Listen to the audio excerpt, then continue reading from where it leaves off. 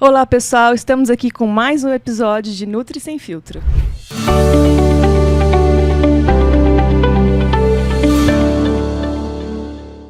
Olá pessoal, a gente está aqui com mais um episódio de Nutri Sem Filtro e a gente tem um convidado aqui muito especial.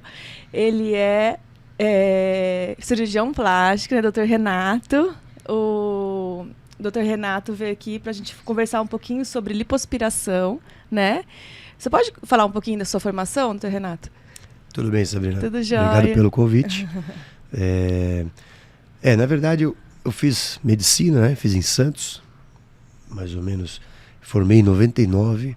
Depois fui fazer cirurgia geral em São Paulo. E voltei para Santos para fazer a cirurgia plástica, porque eu sempre quis fazer mais a parte da estética, né? E era um serviço particular. O meu professor, ele foi um dos primeiros residentes do Pitangui, ficou muito próximo. Ele sempre foi muito pesquisador, ele sempre foi muito avançado em matéria de congressos internacionais, trazia muitos convidados. Ele tinha um simpósio internacional aqui, tem ainda, mas não é mais dele. E ele, aliás, já é falecido. E a gente queria muito trabalhar com ele, porque na época da faculdade a gente sempre ouvia falar muito do Dr. Evaldo Bolívar, né? Depois foram 6 anos de faculdade, 2 de cirurgia geral, mais 3 anos de plástica. Nossa, tipo, uma vida na faculdade. Uma vida na faculdade, mais de uma década. E a gente vem para o trabalho mesmo já mais velho, né? E aí quando eu vim para cá, meus pais tinham um hospital, eram sócios de um hospital em Jacareí, minha família é de Jacareí. E eu estudei a vida inteira em São José, então eu vim já para São José. E vim porque me convidaram na época da inauguração da unidade de queimados da Santa Casa, aqui de São José, com o pessoal de São Paulo. Eu vim também para assumir essa parte com eles. E aí acabei montando o consultório lá em Jacareí primeiro, depois no outro ano aqui em São José. E já se vão 19 anos de clínica. Então você trabalhou numa unidade de queimados antes? Aqui na Santa Casa de São José. É cirurgia reparadora, é isso? Cirurgia reparadora. O paciente queimado é um paciente politraumatizado, né? Porque a queimadura abrange todos os sistemas do corpo, né? Eu fiquei de 2005 até 2010 trabalhando na UTQ. E aí eu já tinha as 2 clínicas, aí me faltava tempo para ficar de plantão lá. Então a gente operava muita gente, 40%, 60%, 80% do corpo queimado, muita criança queimada. Nossa, a gente acidente começou a fazer doméstico? Muitos acidentes domésticos. O acidente, a queimadura que mais existe é aquela que dá para prevenir. Então a gente fez algumas campanhas na época de prevenção de queimaduras e assim, as domésticas são as piores. Entendi, principalmente com crianças, né? Muitas. 60% era de crianças. E falando agora um pouquinho da cirurgia plástica e estética, né? Que é um pouco diferente. Que todo mundo quer, né? Ela é muito antiga, assim. Quando que surgiu? A cirurgia plástica, a gente costuma dizer que a cirurgia plástica ela é única, indivisível entre reparador e estética. Por quê? A estética, ela não vive sem os conceitos da reparadora, os conceitos dos retalhos, que é você descola uma parte da pele, sempre preservando uma outra parte onde vem o suprimento sanguíneo, arterial, venoso, os linfáticos, onde vem a inervação, e os enxertos, né? Os enxertos de cabelo, os enxertos de gordura, os enxertos de pele. Então, tudo que a gente faz na estética tem os fundamentos das cirurgias reparadoras. E nós, como cirurgiões plásticos, eu, quando era cirurgião geral, fazia uma cirurgia, ressecava um tumor de pele, alguma coisa, mas não me preocupava tanto com o que ficava esteticamente aceitável ou não, e o problema era tratar a doença. Sim. Como é hoje em dia com os colegas da cirurgia geral, os oncologistas e tudo mais. E a gente, como cirurgião plástico, a gente, mesmo fazendo uma cirurgia reparadora, a gente sempre tem o conceito da estética, de deixar a cicatriz mais escondida possível, a técnica de sutura mais aceitável. Então, sempre querendo melhorar um pouco da estética do paciente, mesmo se tratando de uma reconstrução de mama, sabendo que vai ter cortes, cicatrizes e tudo mais, né? Porque na verdade, é uma pessoa que faz uma cirurgia, se depois fica uma cicatriz muito ruim, ela pode ficar triste, né? Tem uma frase que diz que a cirurgia plástica é a cirurgia, é a arte de ocultar cicatrizes, né? Vai ter cicatriz, tudo que corta tem cicatriz. Não tem jeito, né? Agora, tem técnicas para melhorar, tem materiais, fios cirúrgicos de melhor qualidade e tudo mais. Ainda mais hoje em dia, né? E a cirurgia plástica, a primeira cirurgia plástica é do século VI. Né? Hoje é a Índia. É o primeiro retalho indiano, que a gente tirava a pele aqui da fronte e rodava para baixo para tratar as lesões de nariz. E hoje a gente ainda utiliza para tratar as necroses de nariz do pessoal da estética, que faz injeção de metacril, PMMA, né? Ou ácido hialurônico e faz intravascular, ou injeta muito e comprime os vasos. Então aquelas necroses de nariz, às vezes a gente tem que fazer um retalho indiano. Que é daquela época. Dessa época. Né? E a cirurgia plástica estética, ela é bem mais nova, ela é da década de 40. Ah, tá. E ela era muito cara, era reservada aos hollywoodianos, né? Então as cirurgias eram as rinoplastias, as cirurgias de face. E depois, com o domínio desses retalhos, que tratavam doentes, né? Plástica em grego é plásticos, que é moldar, né? Com o domínio desses retalhos, os enxertos, as manobras de tecidos de um lugar para o outro, começaram a tratar pessoas normais, pessoas sãs. E aí veio o conceito da estética. Então a mamoplastia, a gente tira a pele, tira a glândula em excesso e faz retalhos e muda a pele de lugar, a glândula de lugar, para fazer uma mama mais normal, mais bonita, né? Isso veio na década de 40, 50 agora. Então faz pouco tempo, né? Se for pensar, muito né? pouco tempo. Mas evoluiu muito, né? Nossa, a evolução dos últimos 30 anos é uma coisa assim incrível, maravilhosa. E lá no seu consultório, qual é a cirurgia que você mais recebe, assim, que as pessoas mais querem fazer? Outro dia eu estava conversando até com um colega. Eu sempre fui o cara que mais fazia abdominoplastias. Na clínica sempre foi muita abdominoplastia. Eu vim do serviço que o Dr. Saldanha, que era o regente do serviço, hoje ele tem um serviço próprio, que criou a lipoabdominoplastia. A gente estava lá nessa época, que não sai de um dia para o outro, né? Então tem os estudos, vamos fazendo isso, aquilo, vai mudando, vai descobrindo e tal. Então eu trouxe a lipoabdominoplastia para o Vale em 2005.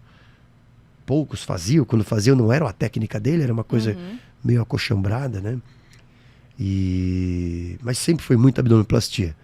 Eu trabalho muito com pós-bariátrica, hoje até um pouco menos do que eu trabalhava mais no passado. Que para tirar as sobras, as sobras, né? O pele, pessoal né? da bariátrica perde muitos quilos, acaba sobrando muita pele, e a gente faz as cirurgias plásticas pós-bariátricas, entre elas diversos tipos.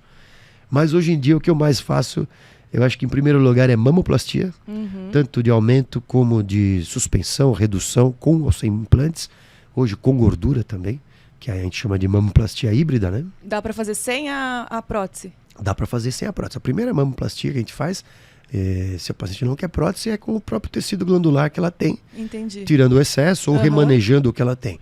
Às vezes você remaneja e faz o contorno do colo superior ou a parte medial, colocando um pouco de gordura. A gordura, tem que explicar para a paciente que elas acham que a gente coloca a gordura do mesmo maneira que a gente põe uma prótese. Eu não consigo colocar 400 ml de gordura e achar que aquilo vai ficar compactado, porque aquela gordura do centro não recebe o sangue para ela sobreviver, ela acaba perdendo.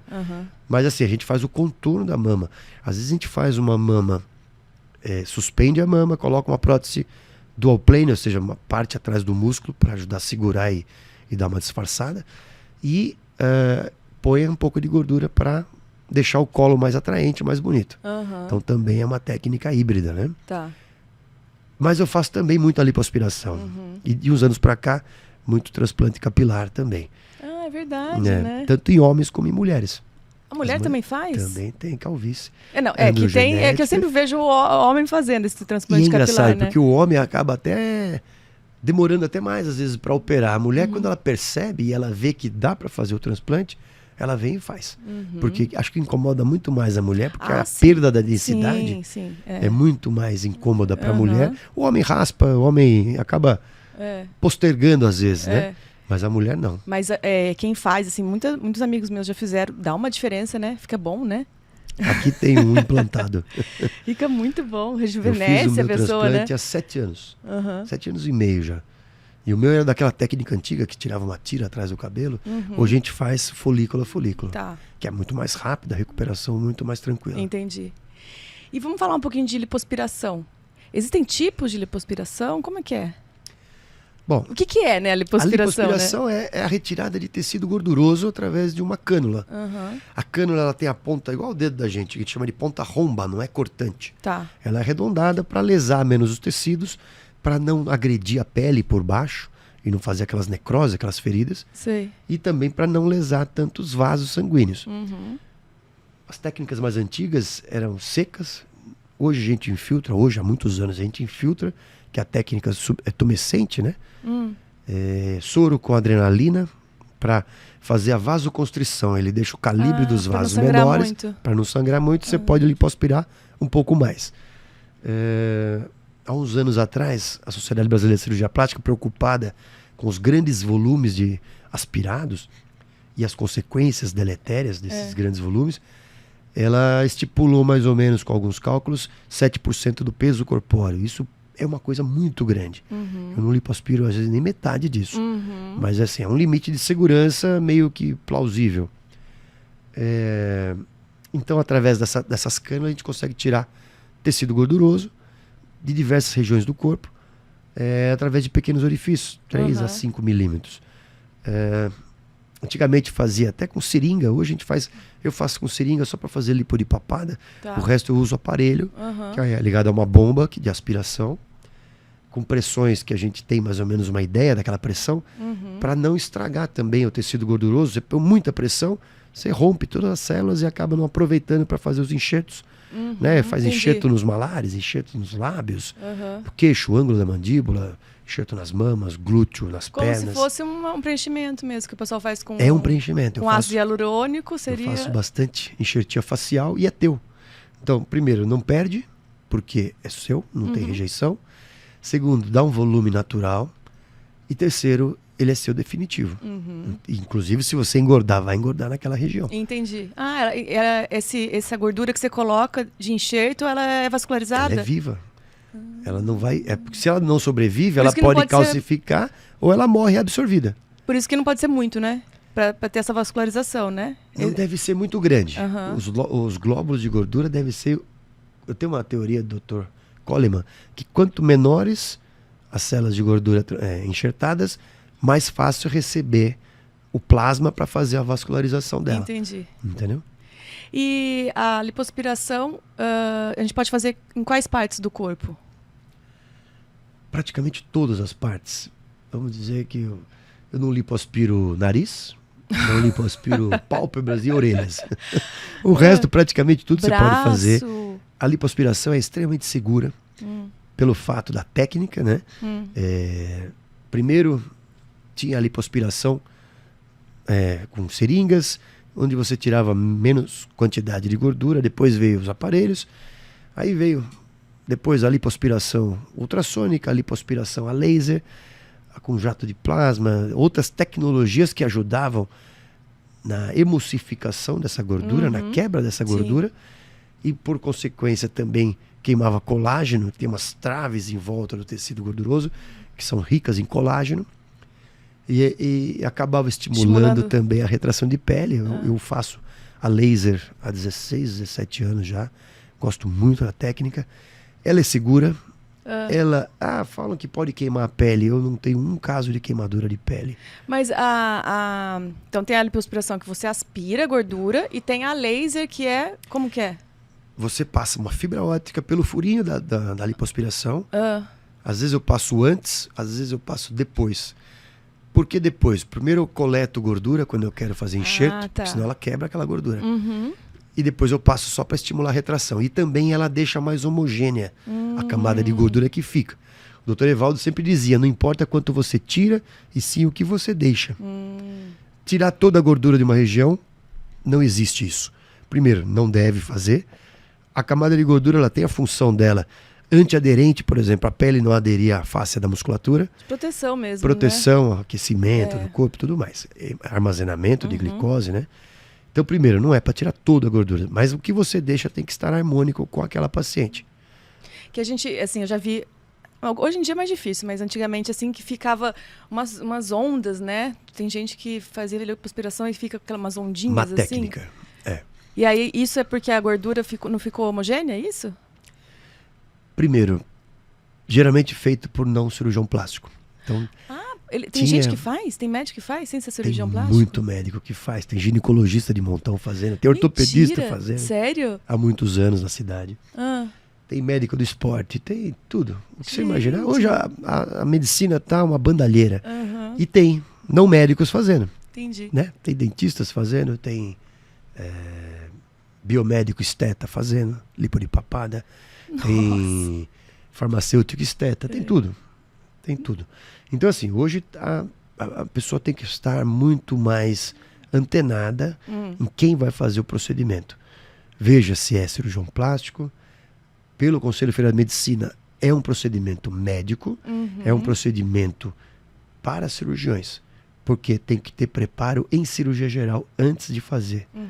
Porque se acontece uma complicação, tem que saber tratar. Você sabe fazer, sabe tratar, exatamente. Então, assim, tem muita gente fazendo há muitos anos. Né? É uma questão jurídica a discutir dias, mas existe muita gente fazendo. E, assim, hoje em dia não dá para falar, mas eu não sabia quem era. Você pesquisa na internet, você pesquisa no site da Sociedade Brasileira de Cirurgia Plástica. Outro dia chegou no consultório, fulano de tal. Eu falei, nossa, mas eu não conheço daqui, te conhece muita gente, né?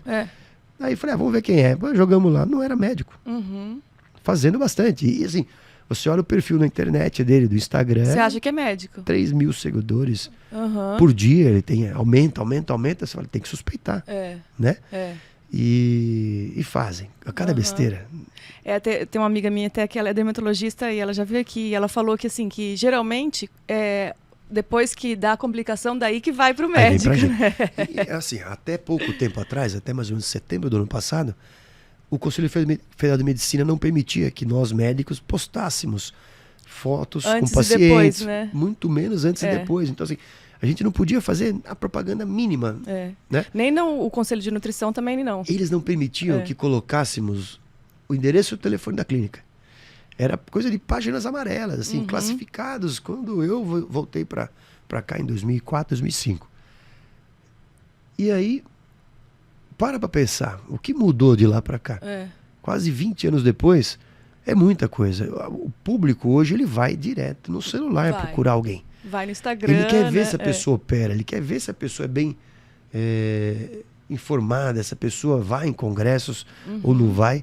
Né? E também tem aqueles que olham os likes.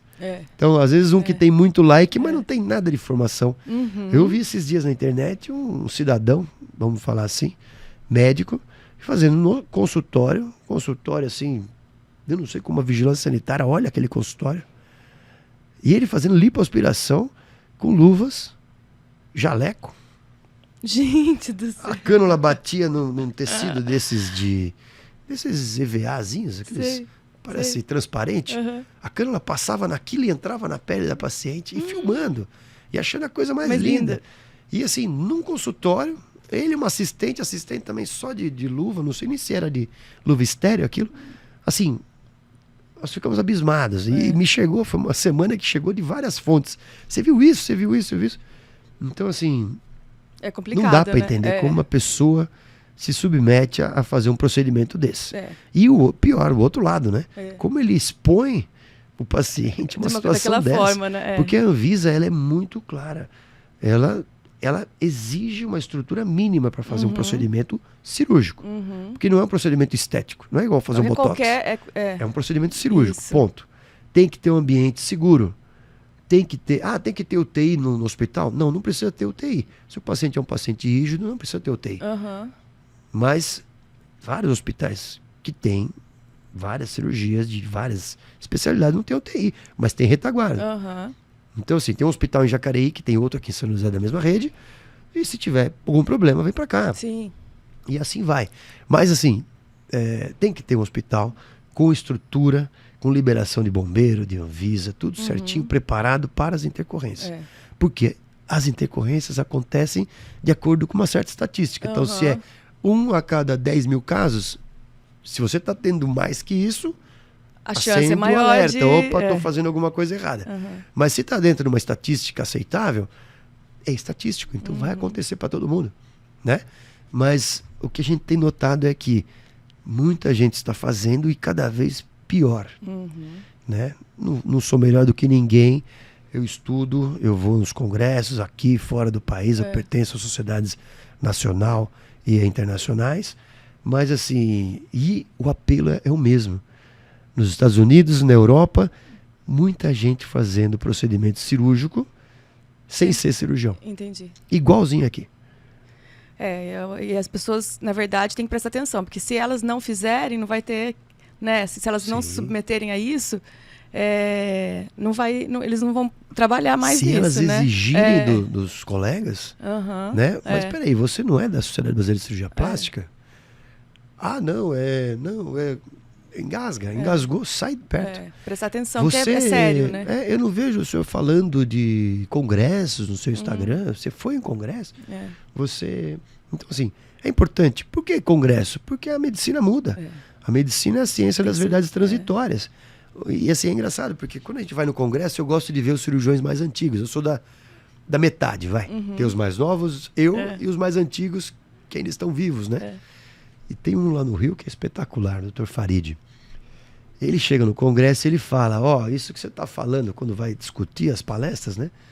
Fulano de tal, em 1958, falou disso. Em 65, o outro fulano de tal falou que isso não era bom. Em 75, já falaram da mesma técnica, sem citar o primeiro que falou. Parece que vocês são esquecidos e agora o senhor está falando que isso é uma técnica que você inventou. Então, assim, parece que perdeu o respeito, né? Perdeu existe, se vai fazer um trabalho, você tem que ver as referências. Então você tem que ver se aquela técnica já existia. Se você modificou, você cita quem fazia a primeira técnica. Né? E hoje em dia parece que ninguém mais tem esse cuidado. Ninguém que eu digo dos banalizados, né? Não dos cirurgiões sérios. E quando uma pessoa chega no seu consultório, para você indicar uma cirurgia, ou ela quer fazer uma cirurgia, uma lipoaspiração, ela tem que ter um IMC específico? Porque assim, se a pessoa chega obesa, de repente quer fazer uma lipoaspiração, pode fazer? Como que é? Na verdade, assim, eu não me baseio em IMC. Até quando vai fazer uma lipoaspiração HD, que é a High Definition, que é essas mais atléticas, né? Começaram a dizer que faz só em IMC até 25, até 30 e tal. Que é o sobrepeso, né? Ou o obeso leve, que é o grau 1, acima de 30 a 34,9. Eu não me baseio em IMC. A gente tem que se basear em flacidez de pele, em qualidade de saúde do paciente. Se for um obeso, muito obeso, um obeso mórbido, com IMC de 40 para cima, nem pensar. Ou uma obesidade moderada, grau 2, de 35 a 39,9. Se a paciente for saudável, ainda não tiver aquelas doenças associadas e tal, né?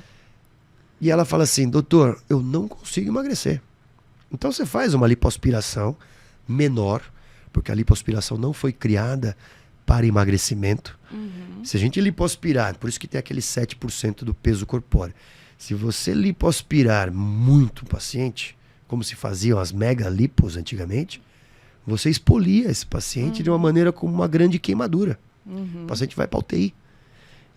Ele faz uma fase catabólica muito intensa e alguns vão para a UTI mesmo. Entendi. Perdas sanguíneas, apesar de infiltrar adrenalina para ficar bem amarelinha a gordura, quase não perder sangue, é muita coisa. Então, se você tem um paciente, eu opero paciente com sobrepeso, que é a grande maioria, uma gordurinha localizada. Obesidade de grau 1, fácil. Grau 2, primeiro, vamos fazer uma lipo? Vamos. Então, não vamos associar outras cirurgias. Pode fazer a lipoabdominoplastia, que depois a gente pode conversar sobre isso, mas assim, sem fazer outras regiões ou sem associar ao abdômen, faz a lipo. Para a paciente, às vezes ela ganha um estímulo. É quando você emagrece, que você fala, nossa, estou cabendo tão bem na minha roupa, vou parar de comer besteira. Né? Então, quando você faz uma atividade física e você já ganha aquele tônus muscular, você fala, nossa, você não quer ficar comendo besteira. Então, às vezes, essa lipoaspiração, nesse paciente ainda de obesidade moderada, você lipa menos, retira menos gordura, dá um contorno corporal para ela, explica muito para ela que ela não vai ficar magra, vai ganhar contorno corporal. E depois ela pode fazer, depois de 6 meses, 1 ano, uma outra cirurgia, uma outra lipo, mas depois dela aliar um processo nutricional adequado e fazer uma atividade física, né? A chance dessa paciente que já tem um sobrepeso ganhar peso novamente é grande, assim, você vê no consultório? Não vejo muito. Uhum. Assim, porque a gente também não opera muita gente com sobrepeso. Tá. Né? Mas o reganho de peso, por exemplo, nas pós-bariátricas é alto. Uhum. Por quê? Porque é uma reeducação alimentar forçada, né? Uhum. E o paciente tem que passar com a psicóloga, nutricionista. Uma mudança toda a equipe muito grande, né? Que ela não consegue comer, né? E quando a paciente não faz o preparo adequado também para cirurgia plástica, a gente fala, olha, vamos perder um pouco de peso, vamos pegar uma psicóloga, uma nutricionista e tal. Ah, doutor, já fiz, muitos anos não consigo. Então você explica, vamos dar um contorno corporal sem pensar em perda de peso. Uhum. Aí vamos ver a tua autoestima e você vai querer fazer uma melhora. Agora, assim, olha, eu acho que não dá 10% de fazer lipoaspiração e a pessoa voltar. E ganhar peso. Primeiro, porque quando você retira as células de gordura, junto daquelas células vão muitas células tronco, né? Que é o fator estromal. Sim. E as células tronco derivado do tecido adiposo, que depois a gente pode falar sobre isso, que é para medicina regenerativa ou de outras funções. E quando você prepara, que a gente centrifuga essas células, descarta as células que já foram danificadas, né, que romperam na coleta, você põe um concentrado de células gordurosas, enriquecido com esses fatores, e com células tronco precursoras de tecido adiposo também. Então, quando você retira, você está tirando células precursoras de tecido adiposo. Então, se ela engordar depois, não é igual. Porque além de ela emagrecer, porque você tirou gordura, você tirou células que, se ela engordar, elas formariam o novo tecido adiposo. Então, quando engorda, quando ganha volume, vamos falar assim, porque a gente não está falando em peso. A célula vai encher, na verdade, né? Exato. Então, quando ela ganha de novo esse volume naquela célula, ela é menor porque eu retirei um tanto. Entendi. Nunca fica igual. Tá. E qual que é a idade, assim, que tem uma idade para fazer, assim, a partir dessa idade pode fazer? Olha, assim, a gente opera pacientes a partir de 16 anos em cirurgias outras, nariz, orelha, mamas, por causa da autoestima, por causa do desenvolvimento social dessa fase da vida, né? Lipoaspiração eu faço um ou outro caso, sempre nesses casos com a anuência dos pais. Então, outro dia eu fiz, a mãe é uma advogada, o pai é empresário, e ela falou, nosso filho tem acho que 17, 18 anos, faz academia pra caramba, faz dieta, exercícios, né? Ele é magro, sim, era magro. Ele não era magro, ele tinha uma gordura localizada porque ele emagreceu. Ah, entendi. Ele perdeu peso, mas ficou uma gordura localizada, que é aquela gordura que só sai na lipo. Eu tenho paciente que fala, doutor, eu malho pra caramba, mas essa gordurinha localizada, então, a lipo surgiu com o doutor Ilus, que é um francês. É uma história até engraçada, vou contar lá rapidinho. Era um anestesista que precisava inventar alguma coisa para tirar uma gordura da esposa e não queria cortar. Então ele criou a primeira lipoaspiração por sucção. E aí começou a falar pelo mundo. O doutor Evaldo, meu professor, nessa época ele era presidente da Sociedade Brasileira de Cirurgia Plástica, acho que foi em 1980, 81. Ele queria trazer para o Brasil e ninguém queria ouvir um anestesista falar de lipoaspiração, que era uma coisa nova, para plástico. Ninguém queria botar ele um palestrante. E ele colocou o doutor Ilus como temas livres, apresentar um artigo lá. E ele veio, e aí todo mundo começou a ouvir falar e achou um negócio sensacional. E daí, dessa época, a lipoaspiração começou a bombar. E o Dr. Evaldo depois criou a lipoaspiração superficial, que é a camada superficial da gordura, tem a profunda e a superficial.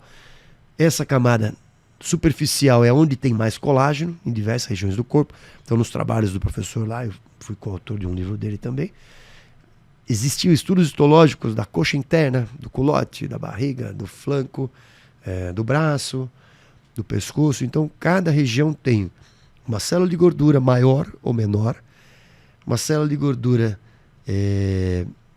com mais colágeno nas traves fibrosas em volta, com menos. Onde tem mais colágeno, o atrito da cânula já causa mais retração de pele. Com uma tecnologia, por exemplo, o laser, estimula mais ainda, porque ele queima aquele colágeno, vai formar uma cicatrização interna com o novo colágeno, que estimula também a retração de pele. Então, essas evoluções de técnicas foram possibilitando resultados melhores, né? Então, a lipoaspiração surgiu há muito tempo. E a evolução dela é muito grande a partir dos últimos 30, 20 anos. Vamos falar que dos últimos 20 anos, a evolução técnica foi muito grande. E a gente estava falando da idade, né? Que começa com 16 e pode ir até quanto, assim? Tendo saúde, você pode fazer a lipoaspiração, sempre se baseando no paciente. Então, idade não é contraindicação para a cirurgia. Agora, se é um paciente rígido, eu operei o rosto de um paciente agora com 72 anos, rígido, não tem pressão alta, não tem nada. Operando a cirurgia, uma cirurgia de mais ou menos 5, 6 horas. Então, o paciente ficou super bem. Se é um paciente de 50 anos, cardiopata, obeso moderado, diabético, com deslipidemia. Então, sempre você tem que voltar para as doenças que o paciente tem, se ele tem. Entendi. Às vezes a pessoa nova e tem um monte de doença, não vai poder fazer, né? E a lipoaspiração é uma cirurgia super tranquila. É uma incisão pequenininha, a recuperação é super rápida. O que você faz no pós-operatório de uma lipoaspiração? Drenagem linfática, muita drenagem. O curativinho é colocar um micropóreo no furinho, com uma semana tira os pontos. Então o pós-operatório é tranquilo? Muito tranquilo. Você pode voltar a dirigir depois de 3, 4 dias. Se não tiver com muita dor, pode fazer uns exercícios mais leves. E dói bastante depois que faz? Olha, eu me preocupo muito com dor no pós-operatório. Então meus pacientes que fazem lipoaspiração, por mais que faça com anestesia geral, que é a minoria, eu peço para fazer um bloqueio. Uma raquianestesia com morfina, um pouco de clonidina e tal, que isso permite que o paciente não tenha dor até metade do dia seguinte, por exemplo. E aí ele já está tomando medicação para dor, então já começa... sente tanto, né? A grande maioria fala que dói, mas é uma dor suportável. Outros falam que é uma dor de academia, que você malhou demais, ficou meio dolorido 2, 3 dias. E um ou outro, a sensibilidade dele, fala que dói muito. E quais são as complicações que a lipo pode ter, assim? Complicações, são as complicações a Deus, cirúrgicas normais. Isso. Deiscência de ferida é raro, porque são furinhos. Abertura de pontos, super raro. A gente pode falar de complicações clínicas graves, graças a Deus raras, mas é a trombose dos membros inferiores, né? E a embolia pulmonar, graças a Deus é muito raro. Estatisticamente, pela a Sociedade Americana de Cirurgia Torácica, eles nem incluíam as cirurgias plásticas no rol de cirurgias que eram predisponentes, porque eram cirurgias de grandes vasos abdominais, torácicos, cirurgias intracavitárias, aquelas cirurgias oncológicas que tiravam muita coisa, ou as cirurgias que o paciente fica muito tempo acamado, ortopédicas, neurocirurgia, que o paciente fica 60 dias na cama. Então, essas sempre foram as cirurgias com mais risco. E como começou a aparecer cirurgias plásticas também tendo problemas assim, os últimos protocolos incluíram as cirurgias plásticas, mas graças a Deus são baixos os riscos. Por quê? O paciente usa meia de elástica de prevenção por 14 dias pelo protocolo, ele deambula precocemente, então todo paciente meu à noite já anda com auxílio da enfermagem. Eu faço, dependendo do risco do paciente, o Clexane, que é uma droga anticoagulante, uma dose menor ou uma dose por uma semana, se for um paciente maior risco. E então, são protocolos de prevenção. Então, hoje, graças a Deus, a gente não tem visto nem trombose, nem embolia pulmonar. É que a gente vê muito na TV, né? Ou a TV mostra, redes sociais, a TV só mostra desgraça. Que dá ibope, né? Mas assim, é baixíssimo risco. A cirurgia é de recuperação bem mais rápida. A satisfação do paciente é muito grande. Às vezes a gente tem que brecar o paciente. Falei, calma, não está na hora de fazer isso. Né? Mas, primeiro, às vezes, no primeiro, segundo dia, dá um pouco de hipotensão postural, dependendo do volume que se aspira. Então é o período que o organismo está se adequando ao dano cirúrgico. Ao né? novo corpo ali, né? Exato. Mas a recuperação da lipo é espetacular. Você já recebeu alguém no seu consultório que falou, não vou fazer por algum motivo, assim? Recentemente. Bom, assim, o paciente às vezes vem falando, eu quero fazer uma lipo. Não, você tem que fazer uma abdominoplastia, pode associar a uma lipo. Sim. Mas tem muita pele. Mas eu quero fazer só a lipo. Eu falei, olha, tá. Não vai ficar bom, Antigamente eu era radical, falava, não faço, porque você vai reclamar depois. Hoje, com o termo de consentimento e o paciente anuindo, como é que eu vou obrigar o paciente a fazer um corte?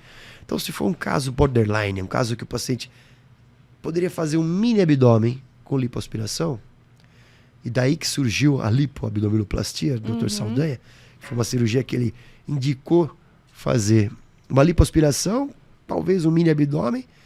Começou fazendo um mini abdômen e quando ele viu, tinha muita pele para tirar, ele acabou transformando numa abdominoplastia completa. E aí vem aquele negócio, né? Lipoaspirei, vai prejudicar. Então, foi uma cirurgia que foi bem sucedida, nós fomos fazer os estudos anatômicos, com Doppler, tudo, para ver que existia uma garantia de vascularização maior quando você associa a lipoaspiração no abdômen do que quando você cortava tudo por dentro com bisturi e lesava 74% mais dos vasos do que quando você aspira e preserva. Entendi. Entendeu? Então, tem vários pacientes que você fala. Mas hoje assim, uma paciente com uma flaccidezinha moderada, eu uso laser. E às vezes nem faço o mini abdômen. Eu falo, olha, vamos fazer uma lipoaspiração a laser, porque se eu for descolar a pele, eu tenho que deixar mais gordura. Porque a vascularização dessa pele é na região da gordura, né? Subdérmica. Sim. Então, se eu aspiro muito, eu não posso descolar com o bisturi essa região. Ou descolo, mas deixando uma camadinha de 2,5, 3 centímetros de gordura que a gente estipulou de segurança. Às vezes o paciente fala no pós-operatório, mas aqui no meio tá alto. Eu falei, você lembra que eu escrevi, você assinou, que eu tenho que deixar por causa das necroses, né, das feridas. E às vezes eu falo para o paciente, vamos fazer só a lipoaspiração, e aí eu posso fazer uma lipo superficial, uma lipo a laser, para estimular um pouco mais a retração de pele. E se depois de um tempo você falar assim, essa pele me incomoda, eu quero tirar. Eu vou falar para você que nesses casos, acho que nem 10% volta para tirar a pele. O que é a lipolaser? A lipolaser é essa que eu falei. Que eu passo a fibra ótica por dentro do furinho. Mas você tem que fazer primeiro a lipo normal para fazer a laser ou você pode fazer só a laser? Faz no mesmo tempo cirúrgico. Então, assim, a lipoaspiração. A laser é uma lipoaspiração que a gente usa lá, o vibrolipo, que facilita a retirada da gordura. Mas a utilização do laser, que é uma fibra ótica dentro do furinho. Antigamente eu usava tudo numa cânula só. Aquela como se fosse uma queimadura e uma retração da pele. Exato. Entendeu? Porque aí ela gruda, a pele gruda na... É isso? Não gruda porque ali tem tecido para ter... Mas fica mais... Ela retrai. Entendi. Retrai muito. Óbvio que a retração é individual. Uns retraem mais, outros menos. Como uns têm estria, mais flacidez. Depende da pele, né? Do tipo da pele. Se tem estria, a gente sabe que a retração é menor, porque a fibra elástica já rompeu. Então, a estria é o quê? O rompimento da fibra elástica. Entendi. Então, aquela pele ela não aguentou a distensibilidade, porque o fenômeno de elasticidade é o retorno, né, da pele. Pós-gestação, por exemplo. A pele distende para a criança ir crescendo, e depois que nasce, ela retrai um pouco, variando de um para o outro. E outras estoura a estria. Ou seja, é igual elástico, esticou o máximo que ele rompeu. E não volta mais, né? Então, a lipoaspiração a laser é uma tecnologia que a gente usa associada à lipoaspiração tradicional, que a gente usa para estimular mais retração de pele. E eu falo mais, hoje com tanto caso de paciente que não vem mais puro, vamos dizer assim, de procedimentos estéticos e procedimentos cirúrgicos prévios, eu uso muito laser para liberar fibrose. O que é a fibrose? Então, falando de complicações, perdão. Falando de complicações, a fibrose é uma cicatriz no local que não existia. Então, por exemplo, na gordura, fez muito procedimento estético. Hoje a gente está vendo muito no rosto. Estimulador de colágeno, ácido hialurônico, hidroxapatita de cálcio. Cada vez que você injeta muito mais coisa no rosto, quando a paciente chega numa idade de fazer um facelift, nós estamos vendo muita aderência. Tá cada vez mais difícil fazer um facelift hoje. Entendi. E não fica cheio de... Nos congressos a gente tem visto isso. E às vezes sangra mais, às vezes é mais difícil você descolar e mais perigoso de fazer feridas na pele. E com o PMMA, então, piorou muito. Porque ele é definitivo e fica ali, né? Então, assim, na lipoaspiração eu uso muito para liberar fibrose. Então, quando você falou essas ondulações, ondulação é fibrose. Entendi. Ponto.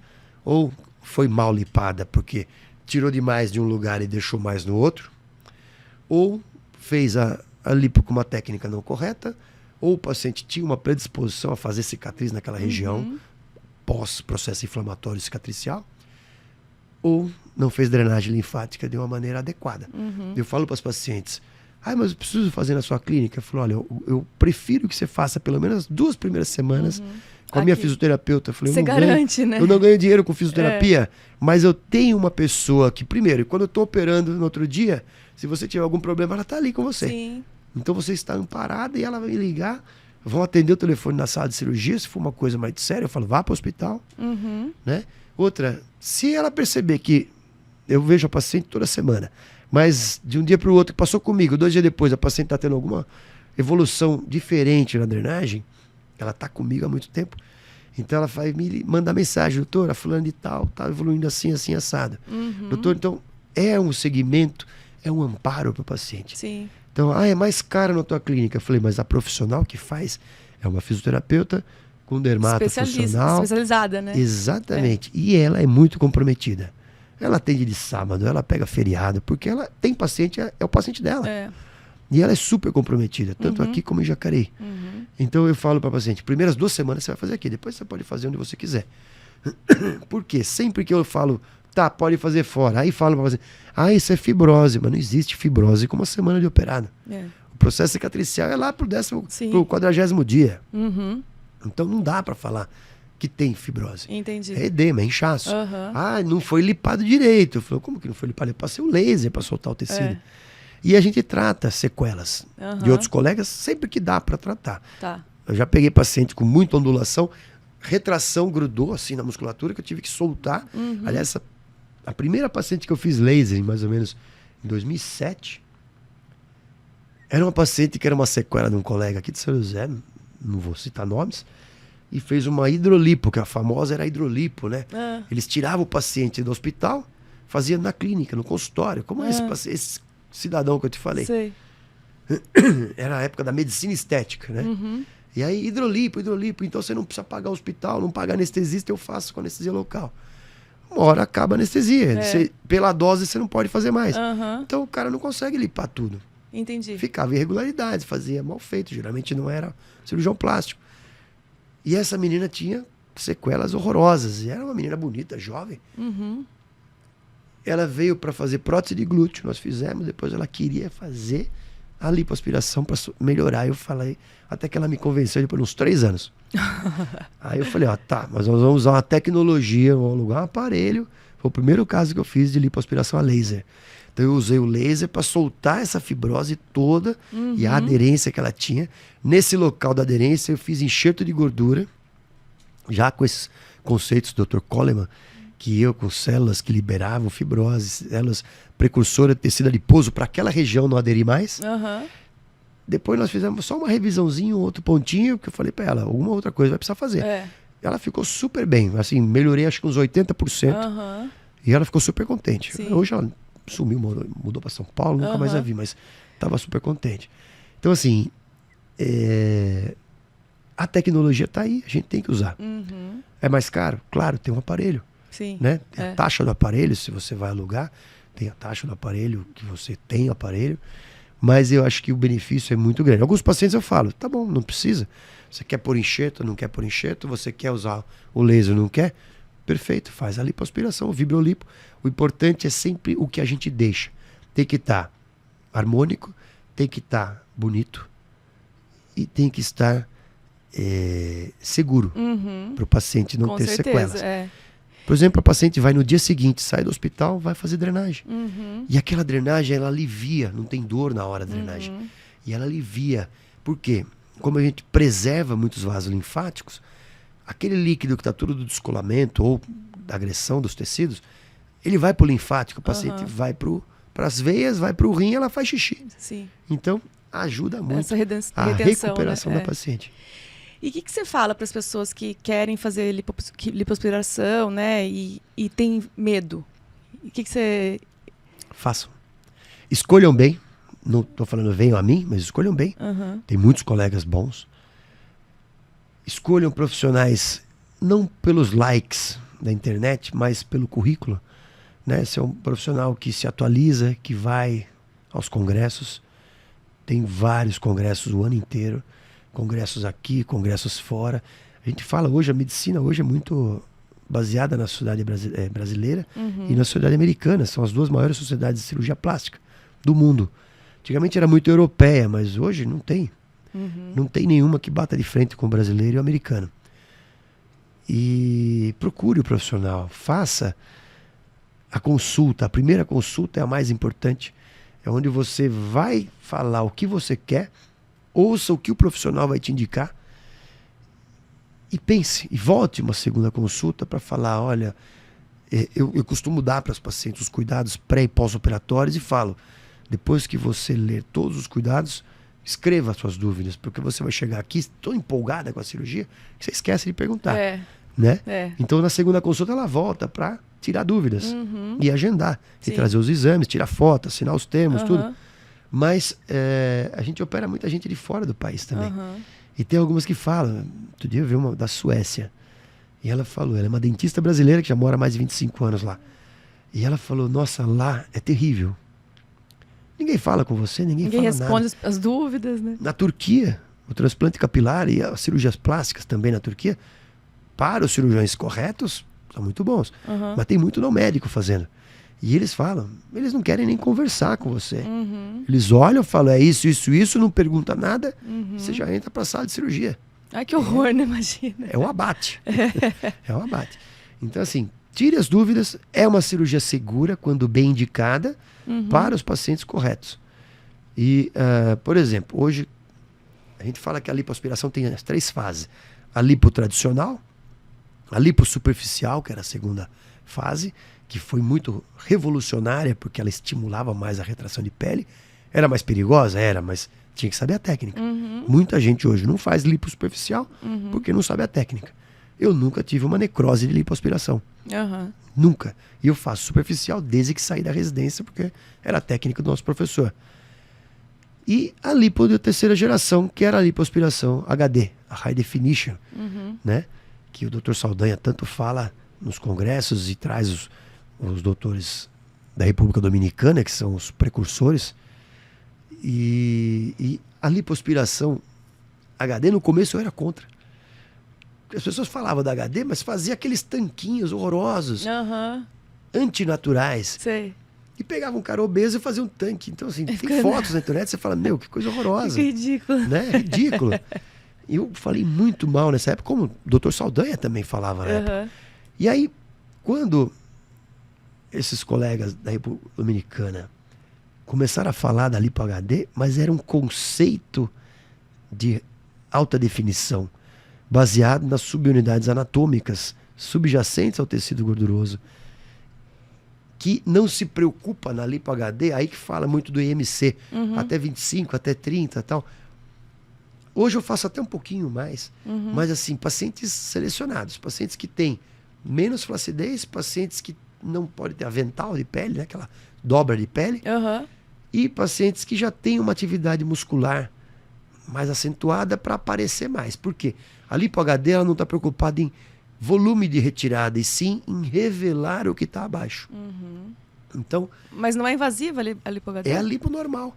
Só que a técnica, você retira, por exemplo, aqui no meio, você tira mais superficial, como a gente já fazia, nas laterais do músculo reto abdominal. Entendi. Tira um pouco mais, porque a intersecção entre os oblíquos... Você faz um desenho, como se fosse um desenho, né? Desenho de superfície para revelar a musculatura subjacente. Então você deixa um pouco mais de gordura onde tem o relevo muscular, pouco, né? Não vai deixar gordura que o paciente não vai gostar. Sim.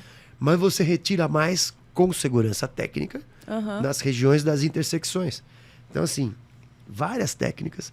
E o Royals, né? E o Ricardo Ventura, que são esses da República Dominicana, que são os precursores. Eles vêm dar os cursos aqui no Brasil com o Dr. Saldanha. E os resultados são surpreendentes. Hoje eu sou fã da Lipo HD, porque assim, para os casos bem indicados, ficam excelentes. Ótimo. Até casos de mini abdominoplastia, paciente que teve uma gestação, umbigo triste, já tem aquele umbigo caidinho, a gente às vezes abre um pouquinho a pele do umbigo, dá um pontinho mais para cima, aposta na retração da pele supraumbilical, e a paciente não fez mini abdômen, ela só lipou e ficou com o corpo atlético. Muito bom. É bem legal, muito bacana. Bom, nosso tempo está acabando já. Puxa, passou rápido, né? Rápido. Quando esquenta, né, para falar. Muito obrigada. Adorei Obrigado nosso papo, vez. Viu? A gente pode combinar uma outra vez para você vir aqui de novo, para a gente conversar mais, né? Passa muito rápido, né? 1 hora, parece que... É que vai pintando o assunto, né? E hoje eu gosto muito desses programas, porque eu tô aprendendo a falar mais na internet, a gente tem que aprender, né? Só a gente fala, mas você não fala sobre isso, você não fala sobre aquilo. Eu falo, mas eu falo muito pouco, porque eu falo, tenho pouco tempo. Nossa, quanto tempo a gente ficou falando, tentando agendar aqui, né? É verdade. Parecia ter má vontade, mas assim, entra a cirurgia, você fala, putz, eu preciso operar. Claro. Né? Então, assim, geralmente eu faço uma coisinha, eu posto alguma coisinha, quando eu tô esperando anestesiar. Porque a paciente chega na sala, minhas enfermeiras vão dar aquele banho com degermante, prepara toda a cirurgia, o anestesista faz o bloqueio, às vezes faz a geral. Então, nesse tempinho eu posto alguma coisa. Mas é muito corrido, né? Graças a Deus. E o seu contato da internet, qual que é o seu Instagram para as pessoas que quiserem entrar? É o @cirurgia plástica SJC. Ah, legal. @cirurgia plástica SJC. Isso. Né? Aí lá tem todos os outros. Todas as informações. Tudo. Tem uns videozinhos, tô aprendendo a fazer uns videozinhos lá, a gente tá começando a colocar umas coisinhas. Hoje a gente pode postar alguma coisa.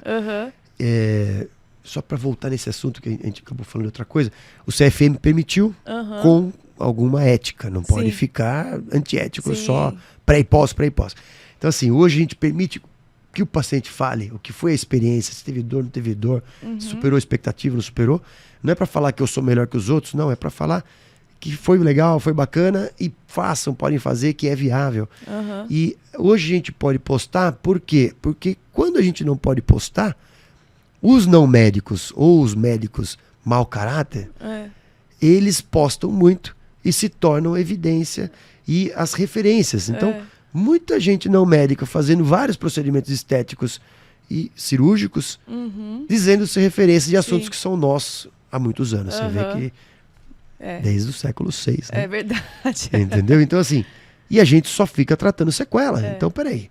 Agora o CFM entendeu que tem que deixar, que as sociedades brasileiras de dermatologia, cirurgia plástica, principalmente, estão pautando, porque a gente está ficando com muita sequela. E a gente precisa mostrar que não é para ter sequela. Que a sequela é raridade. Sim. Então procure um bom cirurgião, faça os seus procedimentos direitinho e não fiquem tentados por baixos preços, porque o preço não tem que ser elevado, o preço tem que ser justo para ambas as partes. Sim, com certeza. Pela dedicação. Né? Tá bom. Obrigada, viu? Muito obrigado. Estamos encerrando aqui mais um podcast Nutri Sem Filtro.